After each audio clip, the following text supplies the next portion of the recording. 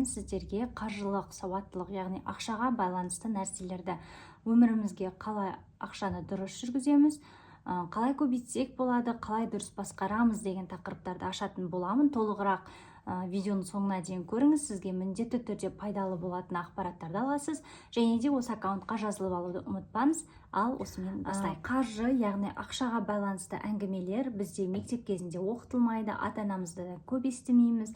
Бізді ақшаға дұрыс баулу, ақша табуға үйрету, немесе ақшаны дұрыс басқару, немесе болашағымызға ақшаны жинау деген сияқты тақырыптарды бұрын-соңды мүлдем талқыламағанбыз, немесе өте сирек естігенбіз. Көптеген адамдар соның әсерінен әлі күнге дейін бір нәрсені күтеді, бір күні бай болып кетемін деп сенеді, бір күні ақша маған келеді, бір күні болады деп күтеді, бірақ қай күн екенін білмейді. На самом деле қыздар, ондай күн ешқашан болмайды. Сіз байып кететін күн, сіз әрекет етпейінше ол күн туындамайды. Яғни сіз әрекет етсеңіз ғана, сіз әрекет етіп бір қадам жасасаңыз, сіз оған арнайы бір нәрселер жасасаңыз, болашаққа инвестиция жасасаңыз, ақшаңызды дұрыс басқарып үйренсеңіз, ақшаңыздың доходтарды келу жолын көбейтетін болсаңыз, онда сізге ондай мүмкіндік туады. Сондықтан да дәл бүгін ешкімнен ештеңе күтпей, бала позициясынан шығып, үлкен взрослая позицияға өтіп, өзіңізге жауапкершілік алып, дәл бүгін әрекет етіп бастаңыз, қадам жасап бастаңыз. Ақша бұл құрал, сіздің өміріңізді жақсы жаққа өзгертетін, отбасыңызға көмектесе алатын, денсаулығыңызды нығайта алатын, сонымен қатар әртүрлі қалаған нәрсеңізді ала алатын, басқаларға бере алатын, бара алатын құрал ретінде қарау керексіз.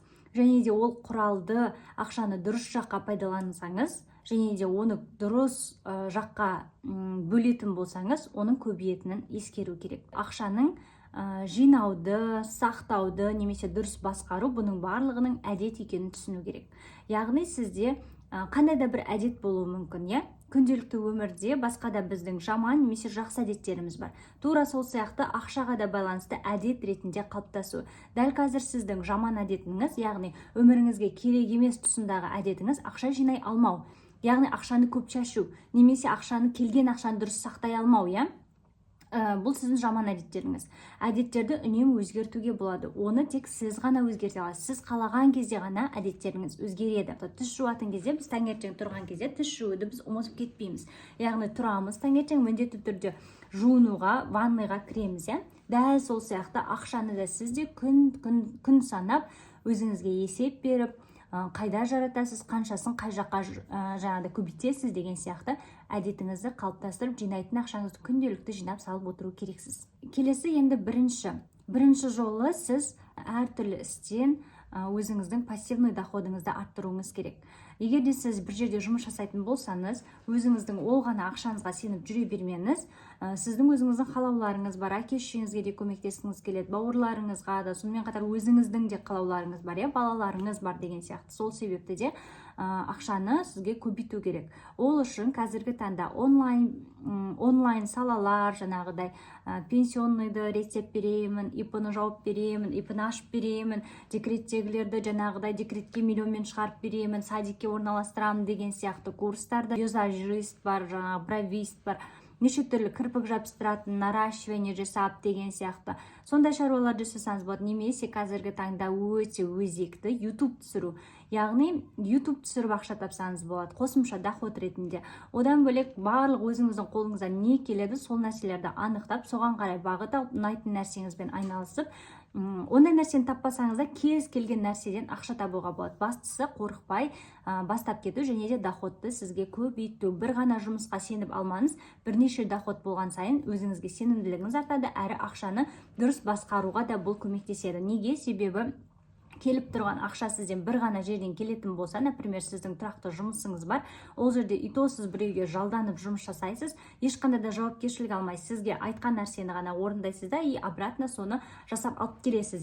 Сондықтан да сізде ол жерде былайша сол салада ғана өсу болады, әрі ол тауып жатқан ақшаңыз күнделікті өмір сүруіңізге, ішіп жеуіңізге кетіп қалады да, сізге жаңағыдай ақшаны сақтауға, жинауға, немесе инвестициямен айналысуға, немесе өзіңіздің бұрыннан қолынан қалап жүрген, жасағыңыз келген бала армандарыңызды орындауға бұл ақша көмектеспейді, жеткіліксіз яғни. Сондықтан да сіздің жаңағыдай ақша жинауға, инвестиция жасауға, саяхаттауға, әке-шешеңізге көмектесуге, артыңызға мұрагерлікке бір нәрсеге қалдырып кетуге сізге қосымша доход керек. Әрі ақшаны әдет ретінде қалыптастыруды үйреніңіз. Бірінші нәрсе бізде енді айттық, жаңағыдай доходты көбейту. Екінші, осы көбейтілген доходтың кіріс шығыстарының барлығын сізге жазып отыру керек. Қайда жібердіңіз? Например, үйіңіздегі сізге керек емес қаншама зат бар. Қайта-қайта алынған кремдер, қайта-қайта алынған киімдер, бір-екі рет кигенсіз, мүлдем ары қарай кимейсіз. Бір-екі рет жағылған кремдер ары қарай тауыспағанса, просто жаңасын келесін алып кете бересіз. Немесе приправалар, даже тамақтардың өздері до конца жемейсіздер, просто шірігеннен кейін лақтыра саласыздар. Бірақ оның барлығына ақша кетіп жатыр. Сондықтан да сіздер осы нәрсенің барлығын, ақша сізде қайда кетіп жатыр, кірісіңіз бен шығысыңыздың барлығын жазасыз. Яғни ақша сізге қайдан келіп жатыр, бірінші кірісіңізді жазасыз, одан кейін ақша қайда шығып жатыр, сол шығысыңыздың барлығын жазып отырасыз. Бұл бізде екінші. Үшінші, тауып жатқан ақшамыздың 10%-ын міндетті түрде сақтап жинап қоясыз. 10%-ына мүлдем тиіспейсіз. Доллармен жинап қойсаңыз болады, евромен, юанмен, просто тиіспейсіз ол ақшаға, просто жинап бір шетке қойып қоясыз. Қолыңызға тимейтін, просто шкафтың бір жеріне деген сияқты, или болмаса банкке деген сияқты, өзіңізге қалай удобно, солай жинап қойсаңыз болады. Немесе золотамен деген сияқты. Ал 10%-ын аяқ астынан болатын дүниелерге біз білмейміз не болатын. Например, аяқ астынан туған күнге қалады, аяқ астынан жаңағыдай біреуіне қыдырып барып қаласыз, біреуге бірдеңе беру керек болып қаласыз деген сияқты. Сондай кезде сізде міндетті түрде ақшаңыз болу керек. Машинеңіз бұзылып қалады деген сияқты. Сондай кезде 10% ақшаңыз міндетті түрде соған кетеді. 10%-ын просто так жинап бір шетке қойып қоясыз. Оған жаңағыдай туысқандарға сыйлық алсаңыз болады, туысқандардың жаңағыдай той жасайды, содан берсеңіз болады, ол 10%-ық ақшаға алуға болады. Бірақ аяқ астынан болған жаңағыдай кішкене жоспарланған нәрселерді содан алып отырсаңыз болады. Және де 10% ақшаны инвестицияға саласыз. Яғни 3-10%-ді бөлеміз. 10% мүлдем тиіспейтін 10% ақша, 10% бұл 10% ең бірінші тиіспейтін ақша, ол сізге жаңа қартайғанға дейін керек болады. Яғни үлкен крупный нәрселерге, бизнеске, немесе бір өзіңіздің дамуыңызға салу үшін осы 10%-ді алсаңыз болады бастапқы уақытта. Екінші, срочный жаңағыдай аяқ астынан болып қалатын нәрселерге осы екінші 10%-іміз кетеді. Үшінші 10%-іміз бұл бізде инвестицияға кетеді. Яғни құнды қағаздарға.